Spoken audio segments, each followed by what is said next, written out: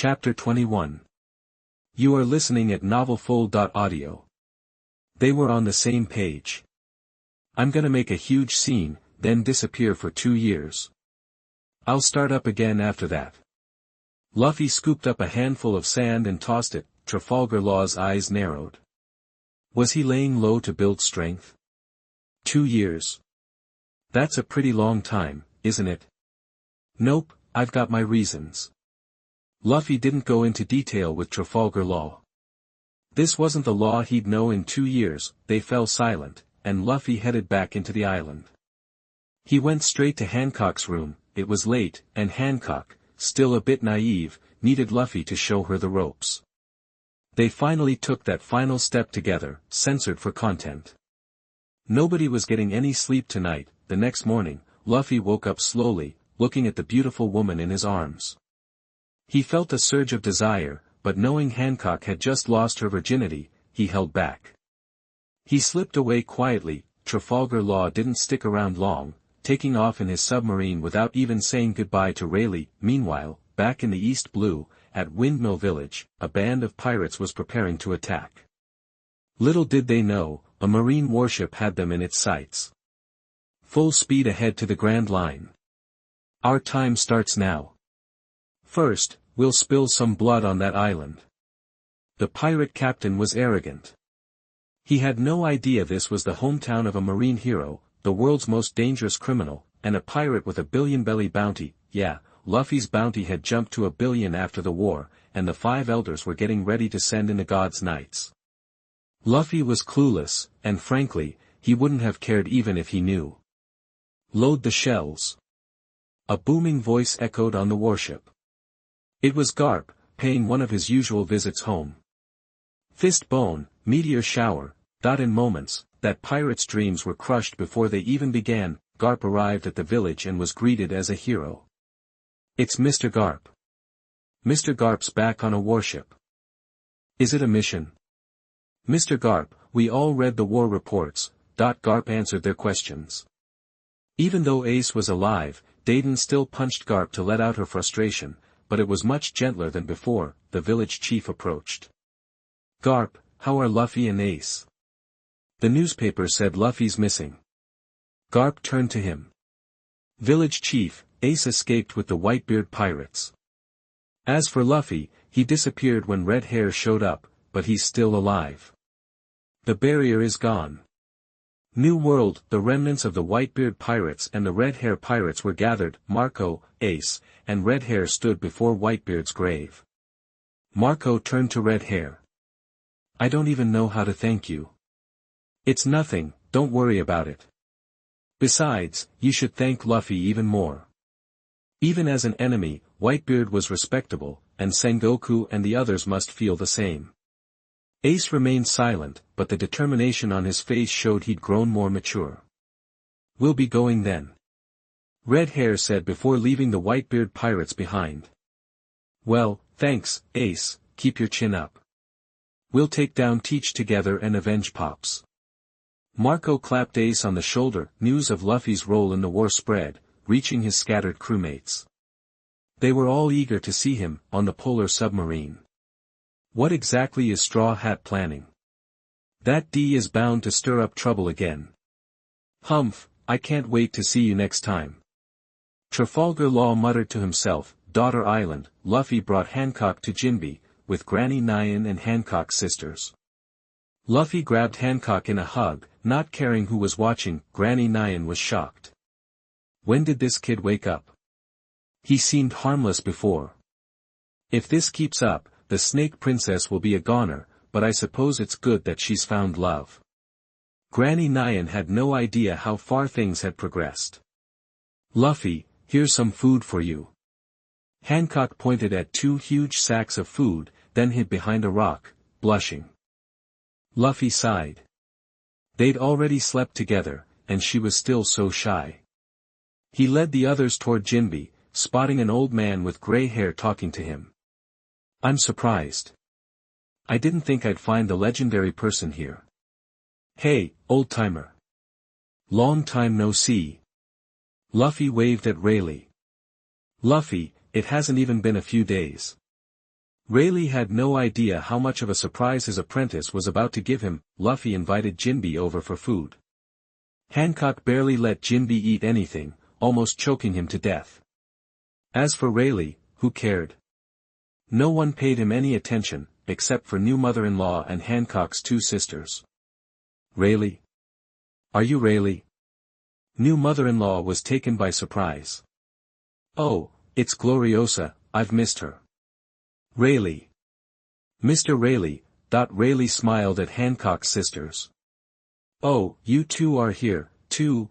Hancock, meanwhile, was fawning all over Luffy. Wait, sis, is that any way to treat your benefactor? The sisters were dumbfounded.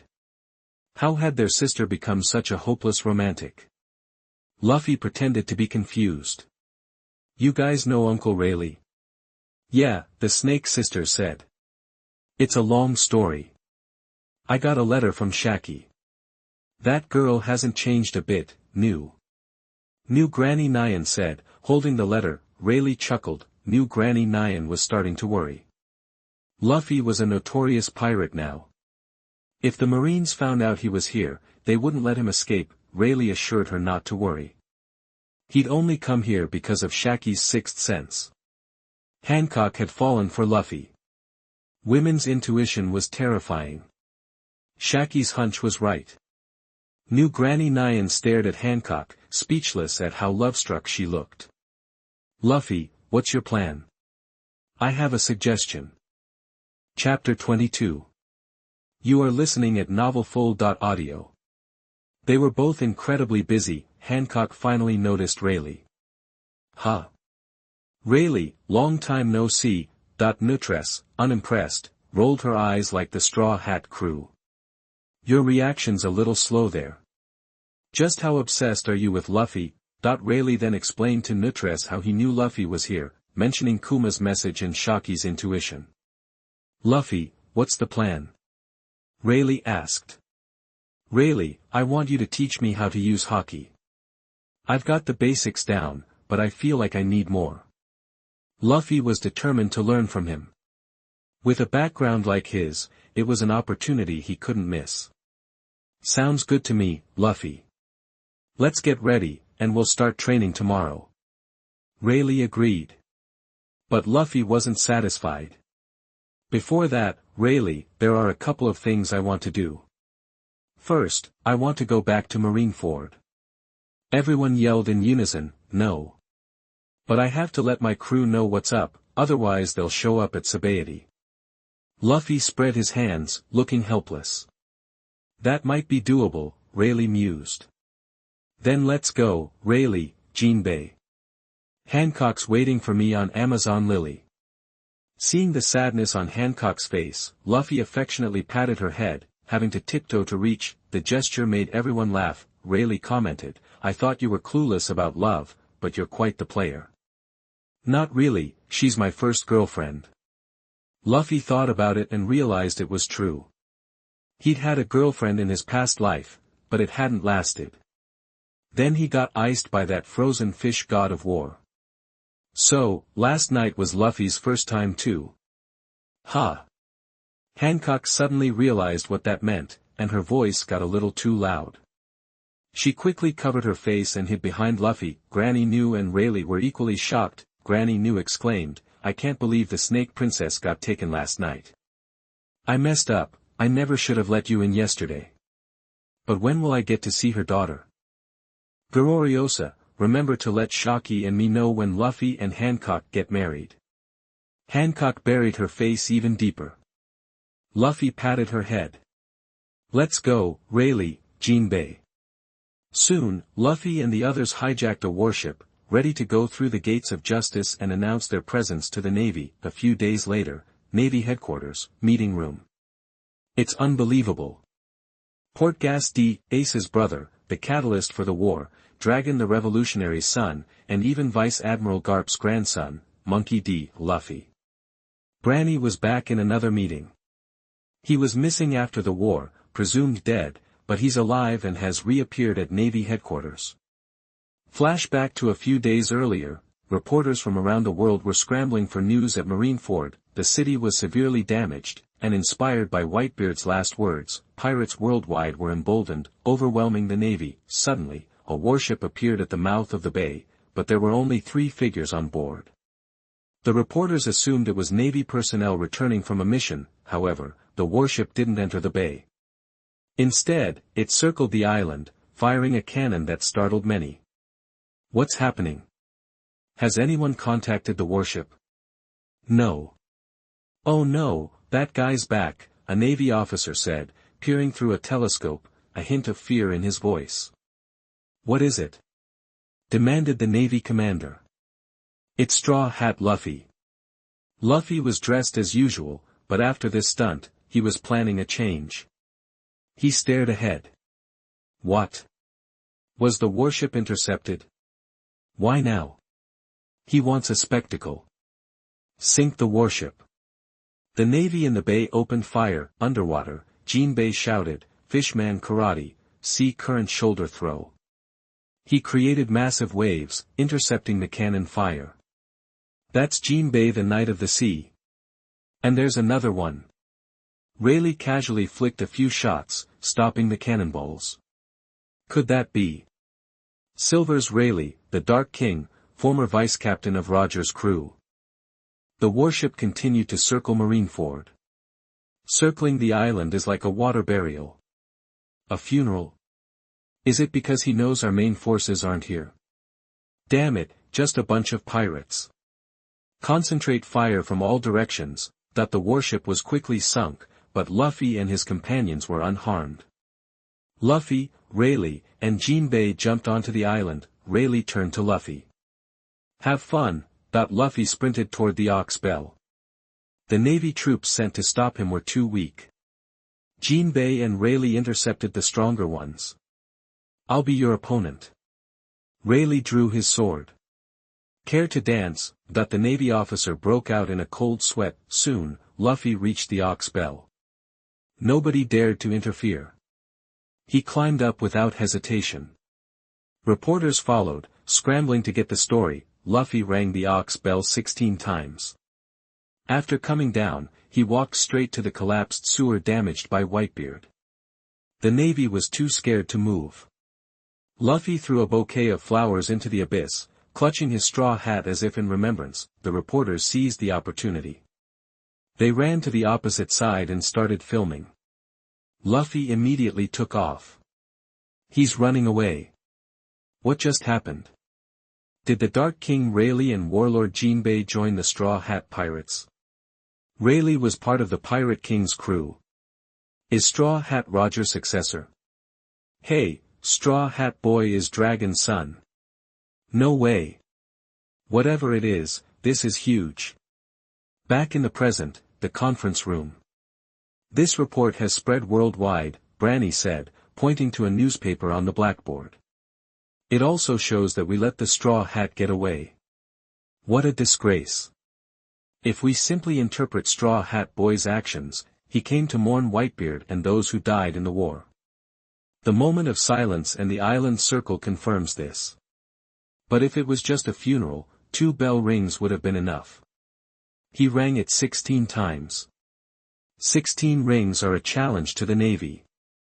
Holy Land Mariehua. Saint Satan said, he's constantly making waves. Straw Hat Luffy being Garp's grandson makes sense. Saint Moss added, what's his relationship with Rayleigh? I can't believe he's back now. The awakening of the Nika fruit is a problem too.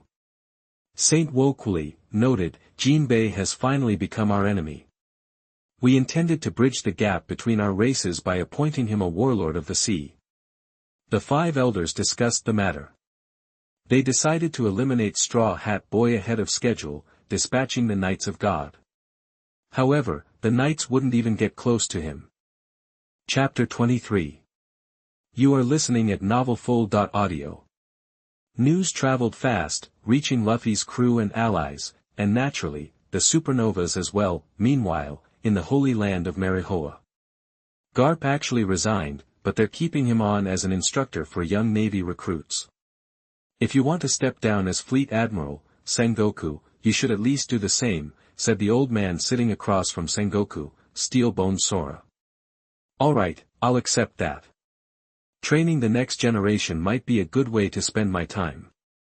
If the two guys who've been leading the Navy since Roger's era both retire, that's huge. And remember all those legendary pirates, including the escapees from Impel Down's level 6. Newgate was their peak. How can old-timers shine in today's pirate era? Sengoku glanced at the newspaper on the table. The principles of justice can't be passed down through generations. That's a pretty harsh assessment. Speaking of which, Cyborg, I'd like to recommend Akiji as the next fleet admiral. Elsewhere, Akiji was reading a newspaper about Luffy's latest stunt. You're always causing trouble, huh? Akiji said, with a hint of amusement in his voice. Heard the Straw Hat Kid stirred things up again. Next to him, Smoker, covered in bandages, grunted, a cigarette hanging from his mouth. Humph. The war just ended, and now he's ringing the 16 bells.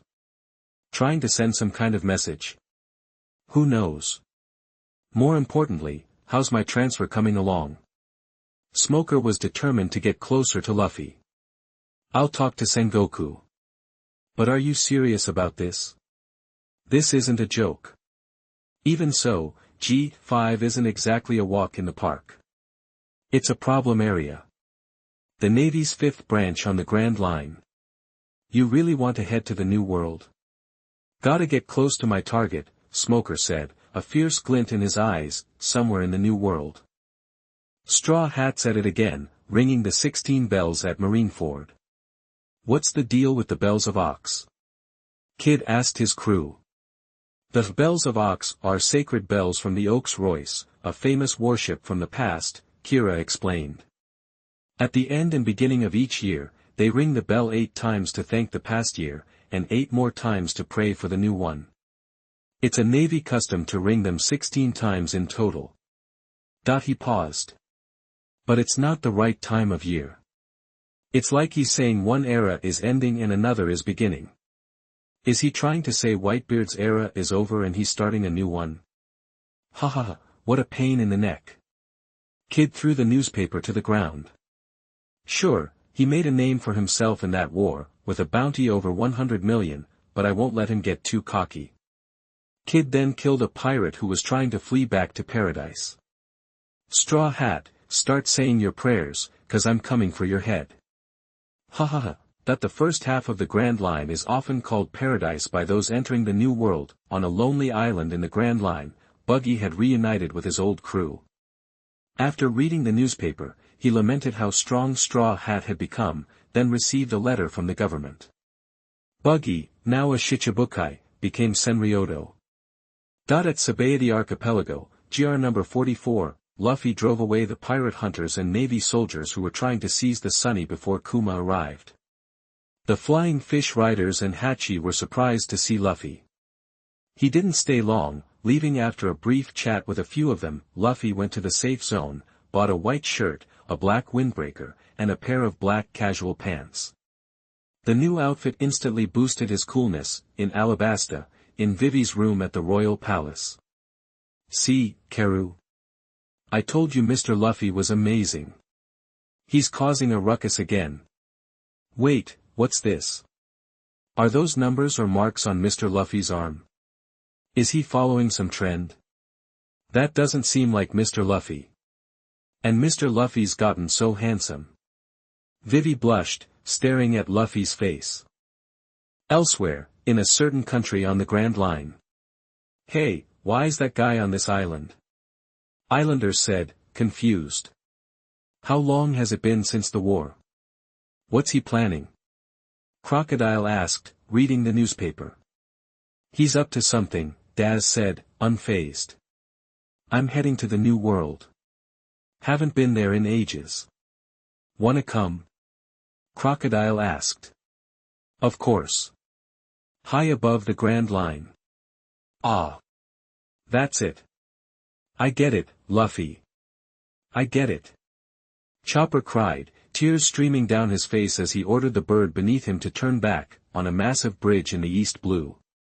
I see, that's what he means. Is something wrong, Miss Robin? Robin didn't reply, but looked up at the sky. I understand, Luffy, in the Kamabaka Kingdom. So that's what he's up to, Luffy. Sanji said, finally catching a break. On the Boing Islands, Usopp was still running, trying to escape the island. I will escape this island. No matter what it takes. However, he barely moved 10 centimeters. Just then, a newspaper fell from the sky. Usopp read it, understood immediately, and decided to become Helix's apprentice. In Weatheria, Nami looked at the newspaper, a mixture of fondness and annoyance in her voice. Honestly, you never think about anyone else's feelings. Always doing what you want. Frankie and Brook understood too, but Zoro was reading slowly and reacting even slower. On the Polar Tang submarine. Aren't we leaving yet? Let's get to the new world already. How long are you gonna keep relaxing like this?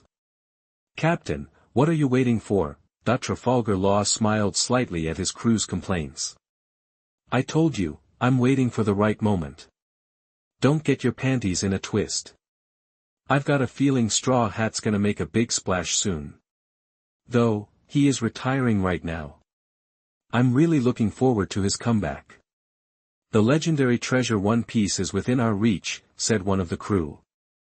But Blackbeard's already causing trouble in the new world. I heard he wiped out a whole pirate crew. And all those rookies with bounties over 100 million are heading to the new world to claim the title of emperors as well. What are you and Straw Hat waiting for, Captain? If we keep dragging our feet, those guys will leave us in the dust. Let them fight each other. I'm not interested in pointless battles. Law still looked cold. Enough chatter. Shut up and do as I say. I'll get the position I deserve. Chapter 24. You are listening at novelfull.audio. The New World, Island Inferno. It's scorching. My feet are completely numb. Can't even move, and something bit me.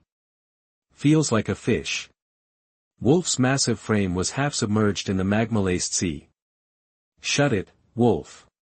The raft broke apart because of you. You screwed up the whole negotiation. The grating voice belonged to Blackbeard. The one complaining was San Juan Wolf. Since the war at Marineford, Blackbeard's gotten his hands on a second devil fruit, a Stegosaurus, ancient Zoan-type, no less. Front page news, that was. Trying to cross the new world on that little thing. You're asking for trouble. Should've just hijacked a warship from Marineford while we had the chance. You get attached to things after you've used them for a while, Buggy mumbled, gnawing on a chicken leg. You're so damn careless. Leave it to me.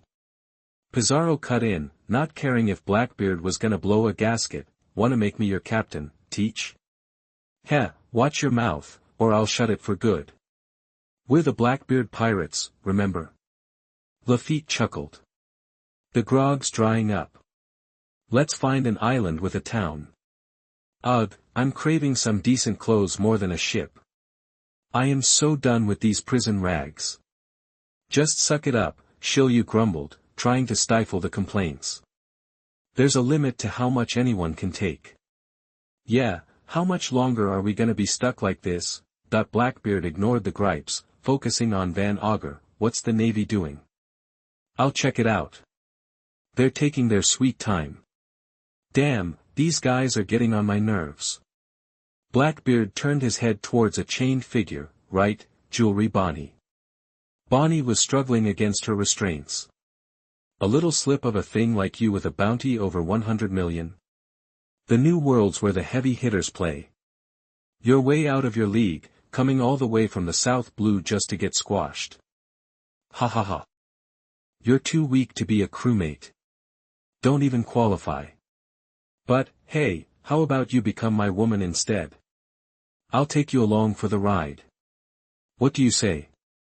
Blackbeard leaned in, his face close to hers. Bonnie wanted to spit in his face, but instead, she kicked him away. Suddenly, a handsome man in a black cloak and straw hat appeared, looking down at Blackbeard. You're one nasty dude, Teach.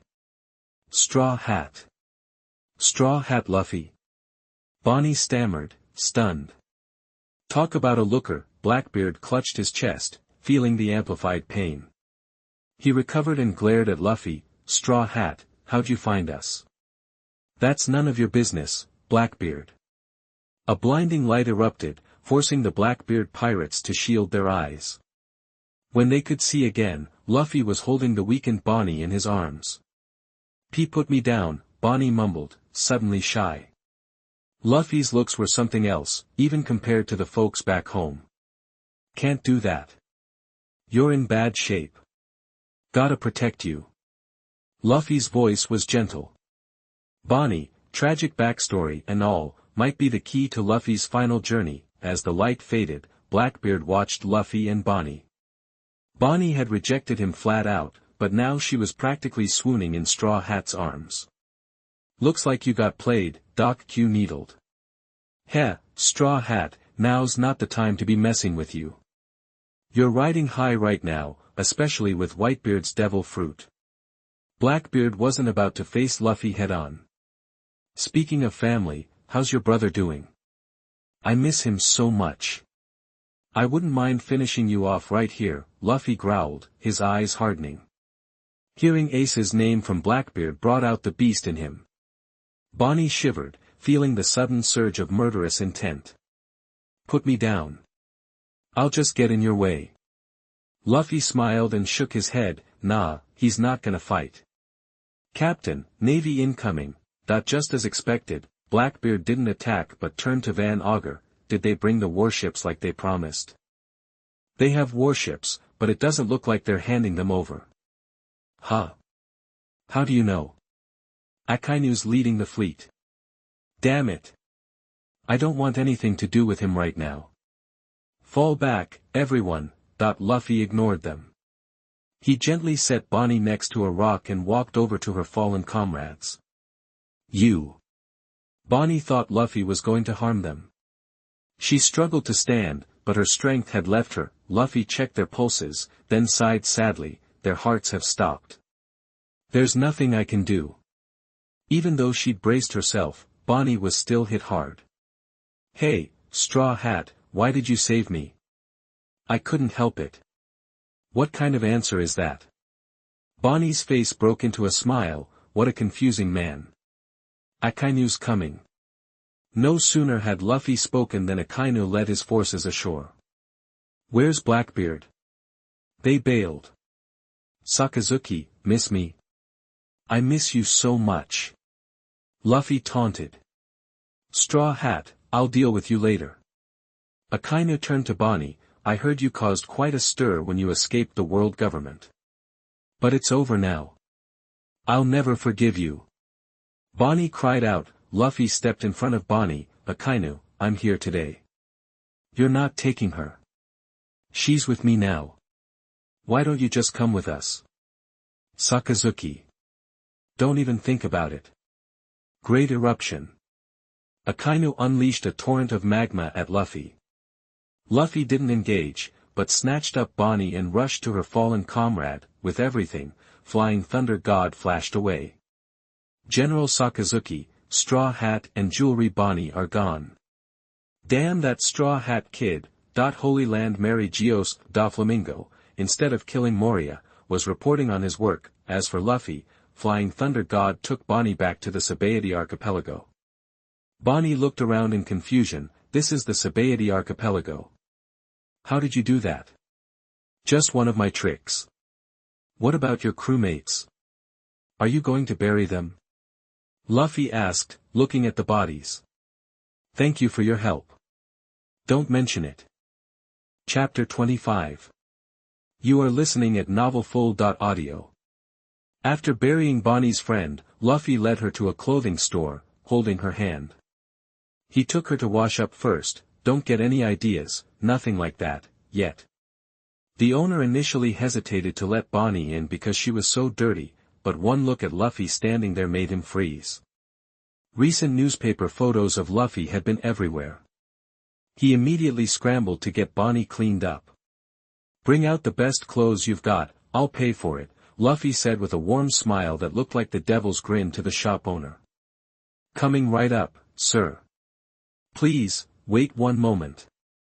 Luffy, why not just rob the place? We're pirates, remember? What's with you guys? Bonnie remembered Zoro taking that shot guy to the hospital back in the Sabaody archipelago. She just couldn't wrap her head around pirates being so nice. That's what bad pirates do, Luffy replied. We're pirates. Huh? What's that supposed to mean? The owner brought out a couple of chiffon dresses, and Luffy let Bonnie pick out some undergarments herself. Finally, Luffy grabbed a few different pairs of stockings. Try these on. As Bonnie went into the dressing room, she blushed and muttered, pervert. Luffy heard her, of course, but didn't react. He hadn't done his daily check-in yet, so he focused inward. System, sign in, ding. Sign in successful. Congratulations. You've won 10 million berries.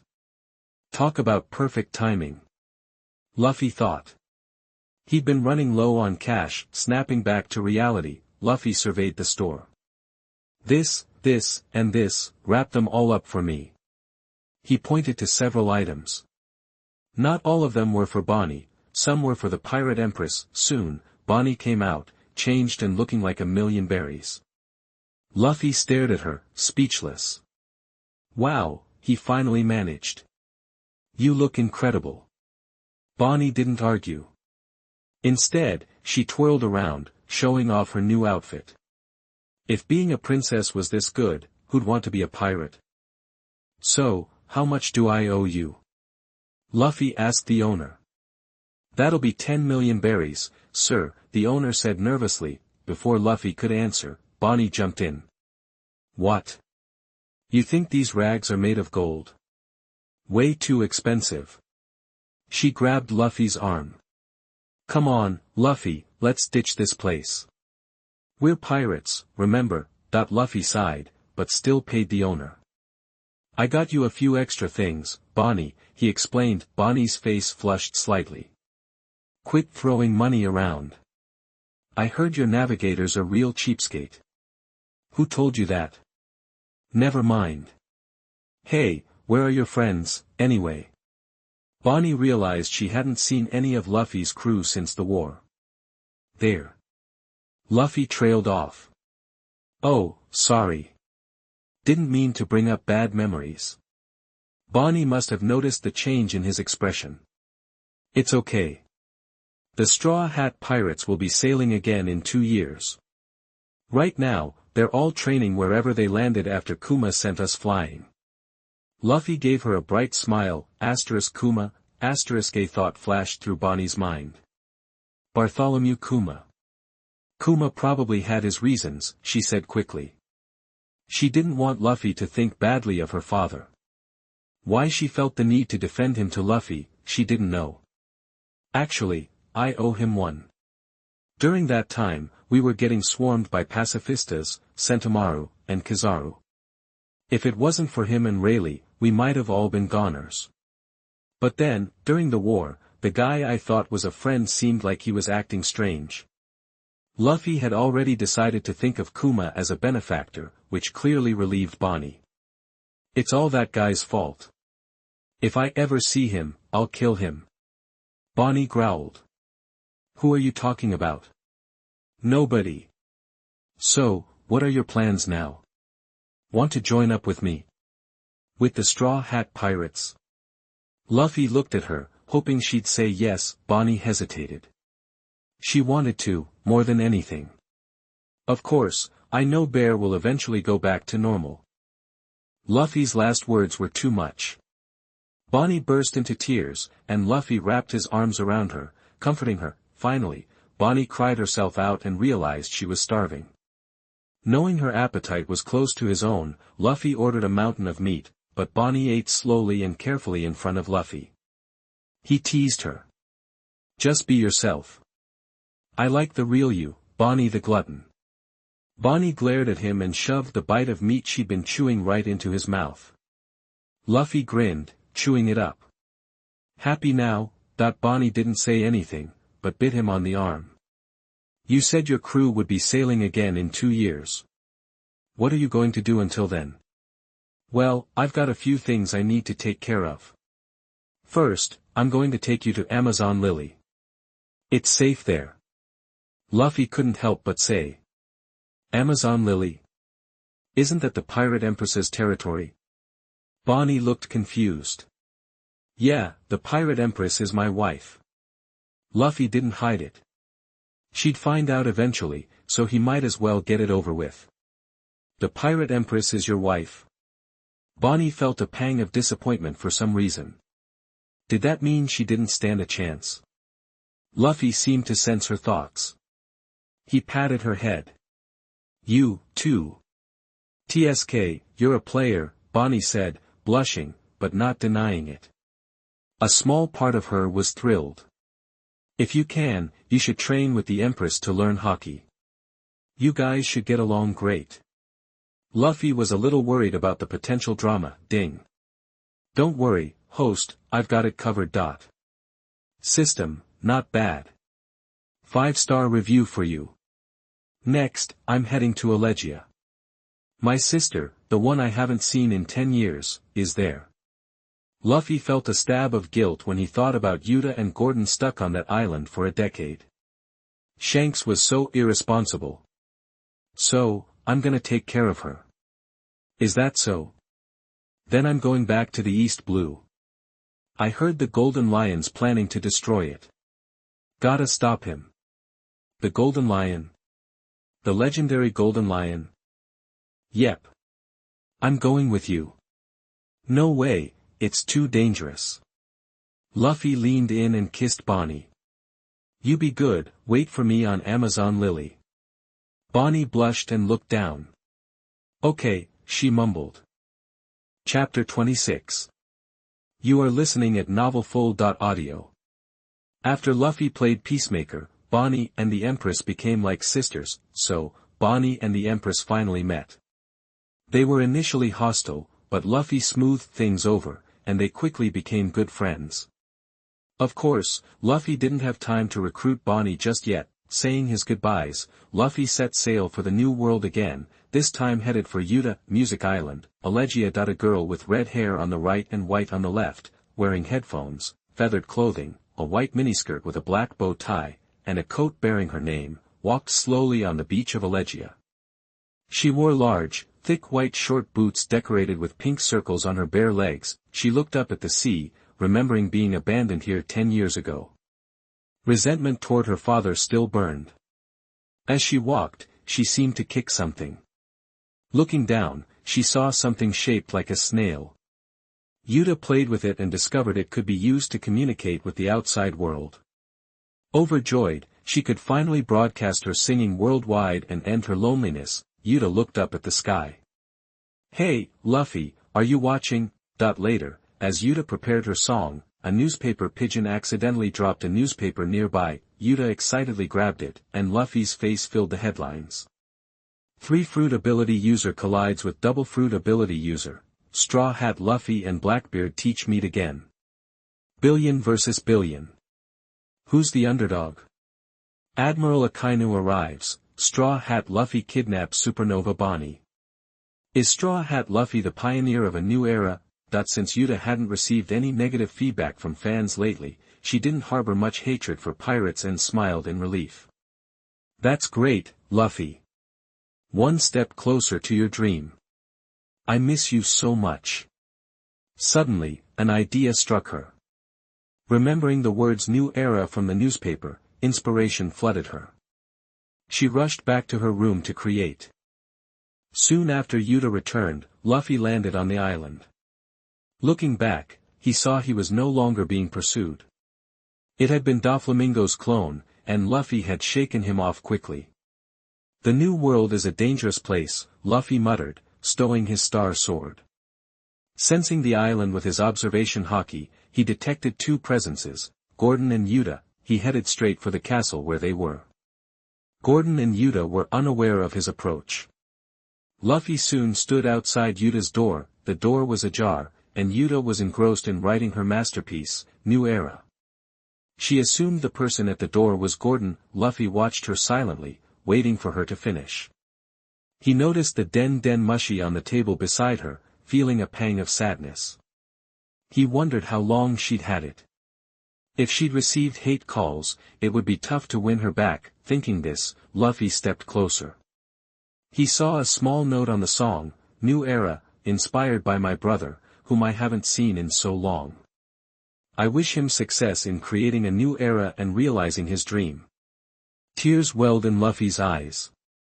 He wanted to find Shanks and confront him. He disagreed with Shanks's choice. Yuta would rather be a musician with the Red Hair Pirates than a musician for the world. Wiping his eyes, Luffy studied the lyrics as Yuta was stuck in a trance. The new era is the future before us, that if everything in the world could change, that if you could change, all obstacles and disgusting things will be swept away. Let's change together with this world. Music is the magic caused by you. Close your eyes, and the future will open to you. The ending will never come. Sing this song for this. Do you want to play? The real game is full of dangers. The melody is like an adventure, unwilling to accept, unable to turn back, want to forget. Let me continue to stay in the dream. I want to be free. I have seen that the new era is extending to the other side of the world. Having reached the point where Yuta faltered, Luffy remembered the lyrics from the movie he'd watched repeatedly in his past life. He spoke directly. "Let's set sail for the new world together." "That's a good line, Gordon." "Hey, wait." Hearing the voice, Yuta initially thought it was a great addition to the song, but then realized it wasn't Gordon. Turning around, she saw a man in a black coat and a straw hat smiling at her. The face was familiar, she'd just seen it in the newspaper. Yuta's hair practically stood on end. "You're Luffy." "Yep, Yuta. I missed you. Can I have a hug?" Luffy, instead of having her run to him like in the movie, politely asked for permission. Yuta's eyes filled with tears. Without answering, she leaped into Luffy's arms. "Sorry, Yuta. I just heard you were here." "You've been through so much," he said, gently patting her head. Yuta sobbed harder. She had been lonely for so long, and seeing her childhood friend again filled her with joy. Especially since that friend had just inspired her and then appeared before her in the flesh. Hearing the commotion, Gordon rushed in. "Yuta, what's wrong?" He saw Yuta hugging a boy and crying. "Who are you? Who are you?" Luffy's tone was cold, but he was putting on an act. He had to act like he didn't know Gordon. Yuta didn't know whether to laugh or cry, not wanting Gordon to be unfriendly to Luffy. "Luffy, this is Gordon, who raised me." "Gordon, this is my brother, Luffy." "Oh, you're Mr. Gordon." "Sorry, I thought some creep was bothering Yuta," Luffy said apologetically. Gordon didn't say anything, but turned and left, not wanting to intrude on the reunion. Luffy didn't stop him, feeling no obligation to. He needed to untangle his sister's issues and convince her to join his crew. Chapter 27. You are listening at novelfull.audio. They were as thick as thieves. Gordon didn't say much, just turned and left, not wanting to intrude on their private world. Luffy saw him go but didn't stop him. He didn't owe him anything. He still had to convince his sister to join his crew. "Hey, Luffy, you're amazing. Your bounty's over 1 billion. Yuta looked up from his arms, laughing. "Hard to believe you're the same kid I beat 200 times. You're dreaming. I won 200 times, easy." Luffy wasn't about to admit defeat. He noticed Yuta was staring at him, and his face flushed. "What? Why are you looking at me like that? I think you're so cool now." Yuta snuggled closer. "So, Luffy, what's next for you?" "I'm definitely setting sail, but Yuta, I want you to come with me and be the musician on my ship." Luffy looked at her, hoping she'd say yes. Yuta fell silent. "You know Shanks abandoned me, right?" "Shanks? When he didn't bring you back, I was mad at him for a while. I thought you..." Luffy trailed off. "Dead, right?" "No, Shanks walked out on me, so how can I be sure you won't do the same one day, Luffy?" Yuta's voice broke as she spoke. "Luffy, I've been so lonely here for so long. Can you stay with me a little longer?" Luffy gently patted her back. Maybe Shanks had his reasons. He didn't have any good reasons, Luffy. You don't have to defend him. Yuta's voice rose with anger. Luffy picked up the den mushi she dropped and projected the truth in front of her. Yuta was shocked. Luffy, this can't be real. Luffy, did I kill all those people? It's not your fault. Sis, it's not your fault. It's that monster's fault for tricking you when you were just a kid. I'm gonna destroy that music score right now. Luffy held her tight, preventing her from moving. Luffy. Wah. Yuta had been here for 10 years, and seeing this shocking truth finally broke her. She burst into tears. Cry it out. You'll feel better. Luffy looked at her with a heavy heart. He couldn't understand why Oda made Yuta an enemy. He wanted to change that. Hearing Yuta's cries, Gordon rushed in. Luffy's eyes turned cold. Gordon, hand over the music score. I'm destroying it. It's nothing but trouble. Gordon stood there dumbfounded. After a long pause, he mumbled, I don't know what you're talking about. Humph. Yuta knows everything now, and this den mushi recorded it all. Luffy scoffed and tossed the den mushi to Gordon. Gordon was speechless after listening to it. He didn't know how there was evidence, so he could only say, Yuta, I didn't mean to hide it from you. Don't hate Shanks. He just didn't want you to be sad after finding out. Yuta suddenly looked up, agitated. Gordon, you don't have to explain anything to him. I'll never forgive him, ever. Yuta. Yuta, calm down. Okay, easy now. Let's finish your new song first. Luffy picked up the song Yuta had been working on. Yuta composed herself and focused on her work, pushing everything else aside. Luffy hugged her and watched her compose. Gordon could wait. Luffy didn't know him that well. Soon, with Luffy's help, Yuta finished composing New Era. Luffy started to help Yuta audition, and the ecstatic singing made Yuta laugh. What is that, Luffy? It's so ugly. Then Yuta began to sing, and Luffy was captivated by her moving voice. When the song was over, Luffy looked at Gordon again. Have you thought about it? I know you don't want it destroyed, but its existence could destroy the world, even destroy Yuta. I don't care about the world, but if Yuta's in trouble, I won't hesitate to take matters into my own hands. Luffy's tone was unwavering, leaving no room for argument. His conqueror's haki flared, and Gordon was intimidated, breaking out in a cold sweat. Defeated, Gordon produced the music score, Spark. Luffy flicked his fingers, and in an instant, the score vanished without a trace. Luffy. Yuta gazed at Luffy adoringly.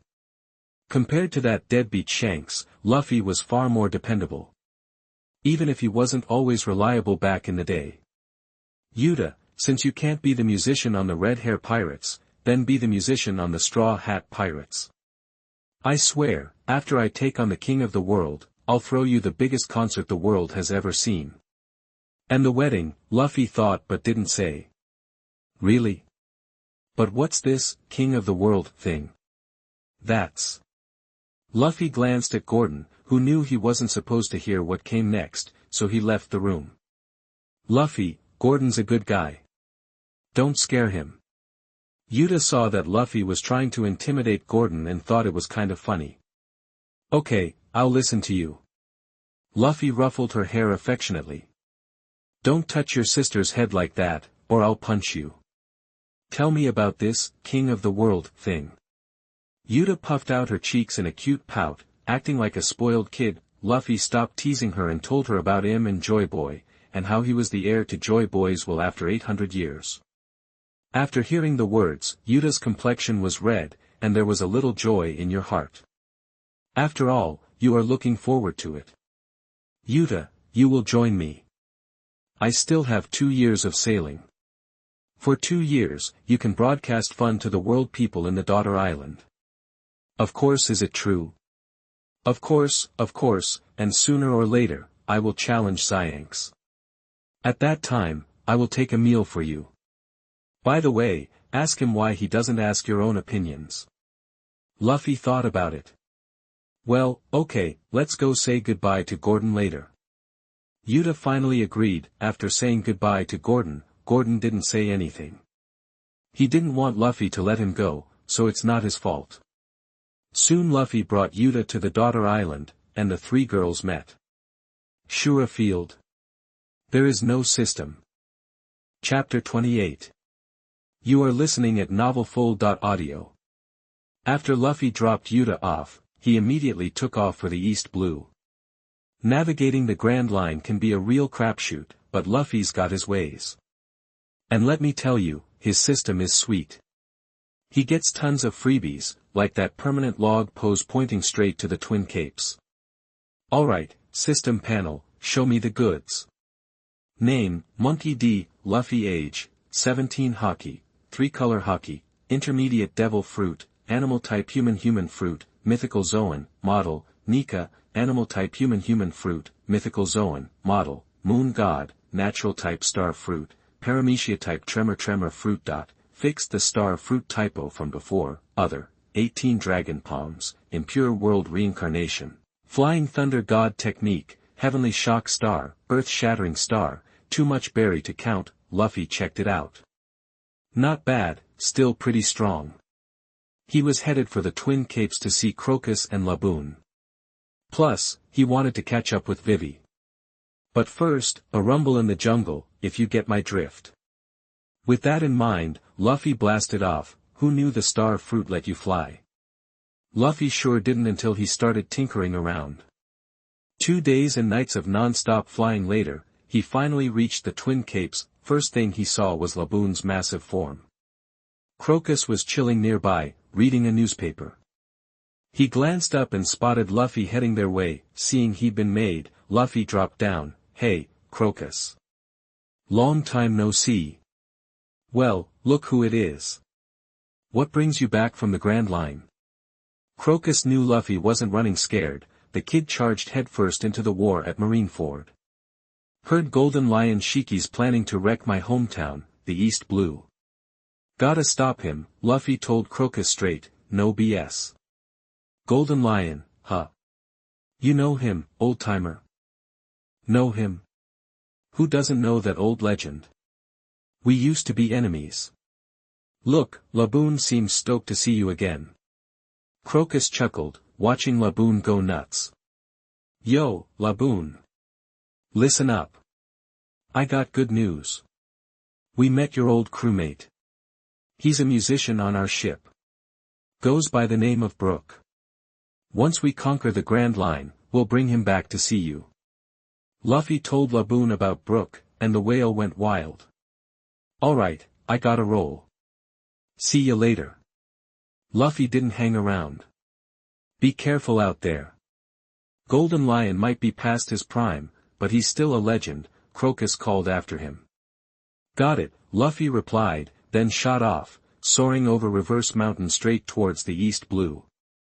He made a beeline for Logue Town, figuring that's the first place Golden Lion would hit if he wanted to make a statement. Touching down in Logue Town, Luffy headed straight for the execution platform. That's where he first met Smoker. Wonder if he'd run into any new faces from the Navy this time. Luffy didn't know, didn't care. He just walked toward the platform, where some Navy grunts spotted him. Hey, you up there. Get down here now. Or we'll have to arrest you. Luffy just grinned, trying to look harmless. The Marine's jaw dropped. Straw Hat Luffy. No way. Isn't he supposed to be in the New World? Someone get the Commodore. Now. The Marines scattered, running to their new boss in a panic. Commodore. Straw Hat. Straw Hat's here. What? The Commodore's eyes bugged out. He wasn't sure he could take Straw Hat. But puffing out his chest, he led his troops to the platform. Straw Hat Luffy, in the name of the Logue Town Navy, I order you to surrender. The Commodore pointed his sword. Luffy looked him over. You're the new Commodore. Ha. Not much tougher than that Smoker guy. Look, take your guys and clear out. Things are about to get messy. The Commodore, feeling insulted, yelled, "You think you can just waltz in here, Straw Hat? I'll take you down in the name of the Navy. TSK, you're not listening. If you wanna arrest me, you're gonna need an admiral, at least. Just get out of here," Luffy said, flicking a gust of wind at him. The Commodore's knees wobbled. "I'm telling you, your Navy needs to evacuate the civilians in this area. There's gonna be a major fight. I don't want any innocents getting hurt." The Commodore swallowed hard. Arresting Luffy was out. He'd do as the pirate said. No way was a pirate of this caliber gonna lie to some small fry Commodore. Luffy pulled out a den mushy and started dialing. Brew brew brew. Brew brew brew. Bo-chan, that a voice crackled on the other end. Moses, this is Morgans, president of the World Economic Journal. Who's calling? How did you get this number? Monkey D, Luffy here. Got some info for you. Secrets about the world government and myself. Plus, my next big battle. Oh, so Mr. Straw Hat Luffy is willing to trust me with the news? And what prevents me from going back on my word? Or adulterate it? Morgans grinned, confident. If you screw me over, see if your broken balloon can save you. And if you twist the truth? Whatever. I figured you'd go half truth, half lie anyway, Luffy said, a hint of menace in his voice. Don't sweat it. I don't do boring. Our motto at the World Economic Journal is that we publish good news. Alright. You got an anti-eavesdropping den mushy? Don't worry about that.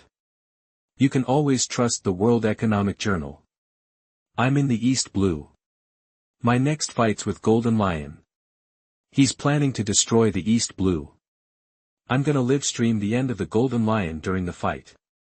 Luffy didn't want the legend to be forgotten, he wanted Golden Lion to go out like Whitebeard. Roar, sounds confident, considering that is the legendary pirate. But can you win? Morgan sounded skeptical. I won't lose. Now listen up, because here's the dirt on the world government. Over the next while, Luffy spilled everything to Morgans. He laid out the details about him, the secret of the Nika fruit, the whole shebang. Once he was done, Luffy pulled out another den mushy, because he felt a shadow fall over him. An island was floating in the sky. Gomu Gomu no giant. Luffy went straight to 5th gear and smashed Golden Lion's island into a million pieces. Chapter 29. You are listening at novelfull.audio. The big man was in deep trouble. Gum Giant. Luffy, in 5th gear, pulverized the Golden Lion's island.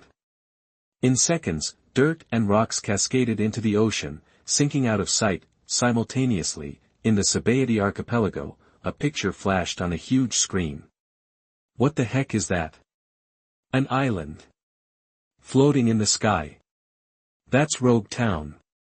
And Straw Hat. No way. Straw Hat was in the New World. How'd he get to the East Blue so fast? That the Golden Lion, puffing on a cigar in his palace, felt the island shake. What's going on? Where's the navigator? We still need. What the? He bolted outside to find his island gone, his house on the verge of collapse. Scanning towards Rogue Town, he spotted his 2 lieutenants surrounding a kid in a windbreaker and straw hat. The sight of the hat triggered a memory of a news report from a couple of days ago, and a crazy idea hit him. Heh. Ignoring his men who were plunging into the sea, he dove straight for Luffy. Get lost. I'm only after your captain. Luffy said coldly to Indigo and Scarito. Hey, kid, who do you think you are? Ugh. Before Indigo could finish, Luffy had already sliced their throats. They were dead before they hit the ground. The Golden Lion watched the bodies fall, unfazed. He'd seen too many comrades die. Only someone like Roger could get under his skin like before. Heh, you're Garp's grandson, Straw Hat Luffy. The Golden Lion eyed Luffy, feeling a strange vibe. The kid radiated power, and he couldn't quite gauge how strong he was. So what if I am, so what if I'm not? Luffy dropped the careless act, becoming more alert. He sensed the Golden Lion's power surging. A wicked grin crept across Luffy's face. You live up to your legend. Instantly, Luffy unleashed a star slash. The Golden Lion, his prosthetic legs tipped with swords, met the attack head-on. Their strikes collided, dissolving into dust in the air. Sabaody Archipelago. Look! Straw Hat's fighting someone. Who is that guy? That's the legendary pirate. One of the big three alongside Roger and Whitebeard, Shiki the Golden Lion. Why are they fighting? Who knows? Let's just watch. At the same time, Punk Hazard. Kazan, you can't beat me. We'll see about that. Your methods are too extreme. I won't let you become the Fleet Admiral, Sakazuki. Then we settle it with our fists, Hades. Ice Age, Navy Headquarters. Marshal Sengoku. Urgent report. Sengoku hadn't fully stepped down as Fleet Admiral, waiting for Akainu and Akiji to settle things. Come in. Don't panic. What is it? Marshal, Rogue Town's on high alert. Straw Hat Luffy is fighting the Golden Lion Shiki in Rogue Town. Straw Hat ordered the residents to evacuate before it started. Okay, I understand. Dismissed. Sengoku stared at the plaque before him, the word justice piercing his vision, and finally sighed. Another legend approaches its end. Ha ha ha. Lion's Rend. The Golden Lion launched a flurry of slashes at Luffy from above. Moonlight, Moon Cold Arrow.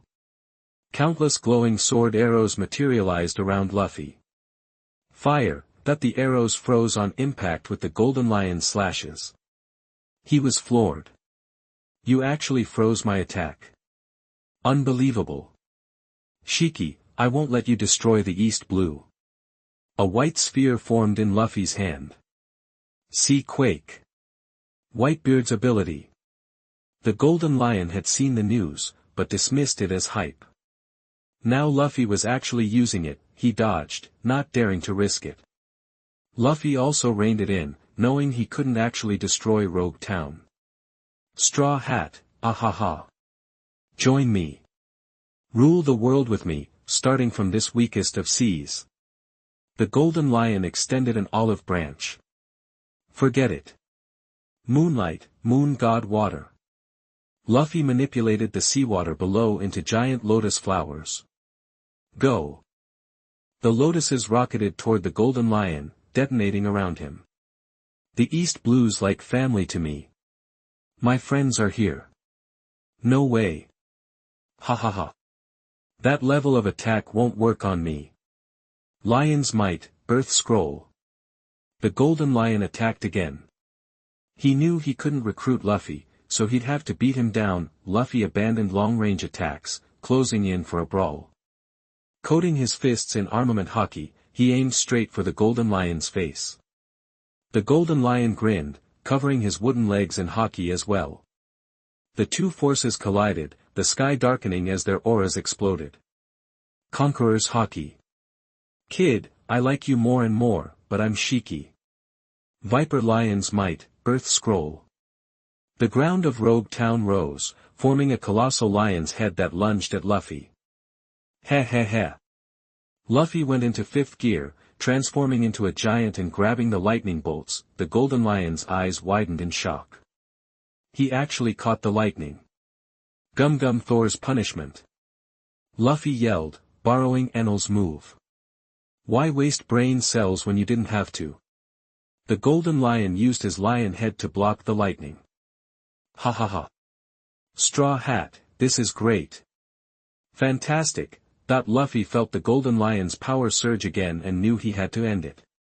He pointed a finger skyward. Moon Miracle, Moonlight. Starlight enveloped Luffy, converging on his right fist. Shiki, eat this. Luffy went into third gear, the starlight clinging to his giant fist. The Golden Lion tried to dodge, but Luffy was too fast. The punch landed with devastating force. As the Golden Lion plummeted toward the sea, Luffy moved to finish him, but the Golden Lion recovered mid-fall, soaring back into the air. Ha ha ha. Straw Hat, next is my final move. Life and death are in fate's hands, and glory is up to the gods. Chapter 30. You are listening at novelfull.audio. The sun was sinking towards the horizon, and Luffy was about to charge forward, but Shiki, the Golden Lion, snapped back to consciousness and soared into the sky again. Ha ha ha, Straw Hat. This is it. It's all or nothing. Slash. Bring it on, Shiki. Show me what you've got. Gear forth. Snakeman. Luffy easily sidestepped Shiki's attack, his arm instantly hardening to black before he puffed air into his body. In a flash, he transformed into Gear forth. Interesting. Very interesting. Ha ha ha ha. Asterisk Lion's Might, Earth Scroll. Lion's Might, Gasho Earth Scroll, asterisk a blizzard erupted in the sky, and several snow-white, golden lions coalesced around Shiki, then charged at Luffy. Ziwei Star Ascendant, Moon Goddess Scorching Wheel, rings of blazing light materialized around Luffy. He flicked his fingers, sending the rings spinning towards the lion heads.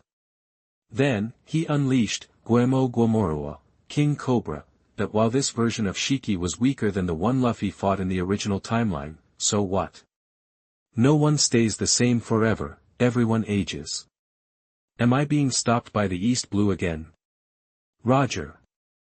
As Luffy's fist connected with Shiki's face, the Golden Lion didn't rage like he did before, but instead looked relieved. Many people watched the fight, seeing that Rogue Town was already financially devastated. That's just how pirate battles go, even when someone like Luffy tries his best to protect it. But Luffy wouldn't dwell on the aftermath, because he's a pirate, not a patsy. He could save the East Blue from Shiki's destruction, but he wasn't responsible for picking up the pieces. The Golden Lion slowly floated down from the sky in front of the execution platform. He didn't feel any great emotion, just stood up with difficulty and looked directly at Luffy. Ahem, you really are Garp's grandson. Kid, you're going to take my devil fruit now. And I see you don't have a decent weapon. Take Sakura 10 and Kuki 2. Luffy was stunned. I was planning on letting them be buried with you. Ha ha ha, wouldn't that be a waste? I'm entrusting these two swords to you. Go on, surpass Whitebeard, surpass Roger. Whitebeard was right, we're relics of the old era, and the new one has no place for us. Shiki had come to terms with things. He was old, and ruling the world. Maybe in the next life. I'm sorry, old-timer. Guess this is it. Luffy couldn't help but be respectful, but the last sentence made it clear that Shiki's end was near. Ha ha ha, come on, kid. Roger, I'm here. Let's settle things in the afterlife. The Golden Lion roared with laughter. Luffy showed no mercy, hefting the dead tree that Shiki had just gifted him, and brought it down on Shiki's neck. The legend of a generation, one of the three great pirates, came to an end. Luffy eyed Golden Lion's body, noticing that the navy from Rogue Town was preparing to recover it. His face darkened. Shiki was dead, and Luffy was damned if he'd hand the body over to the navy. A fruit appeared in his hand. Gotta grab it, he thought. The float fruit appeared in Luffy's hand. Without hesitation, Luffy ate it right in front of the Den Mushi. Instantly, the Sabaody archipelago erupted in chaos once again. He ate it. He just ate another one. What kind of monster is he? He even killed a legend like Golden Lion. Oh my god, Luffy glared at the approaching navy, unleashing his conqueror's haki. Many of them collapsed, foaming at the mouth. I won't hand over Golden Lion's body to you. The Navy Commodore tried to reason with him. Mr. Luffy. But before he could finish, Luffy's blade was at his neck. He swallowed hard and held his tongue. Luffy left with Golden Lion's body, leaving the people of Rogue Town staring at each other in disbelief. Luffy went to the place where Roger was buried. How did he know?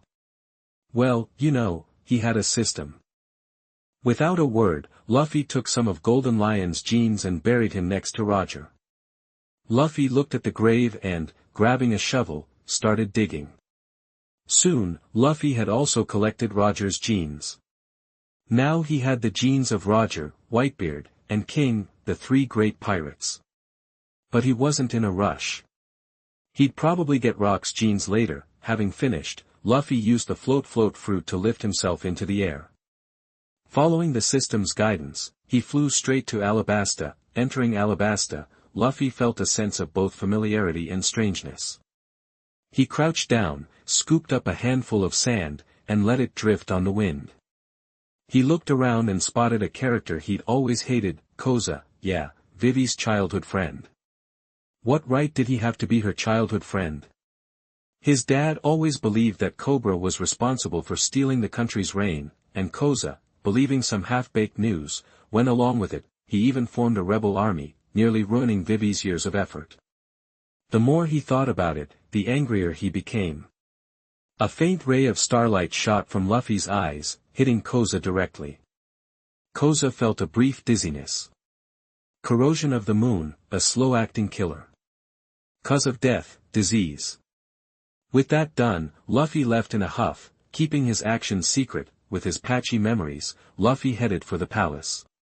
He actually admired several of the princesses he'd seen. Except for Yamato. Yamato was a demon princess. What was wrong with her? Why was she copying Odin? Robbing women or stabbing his brothers, Luffy decided he was going to be the shogun of Wano. Momonosuke could just drop dead. He'd take care of his sister. When the time came, he could turn Hiyori's dumpling skin over and become the shogun himself. Even if Hiyori hadn't had any real information for 20 years, she could still endure. Luffy shook his head, stopping his thoughts, and headed straight to the palace.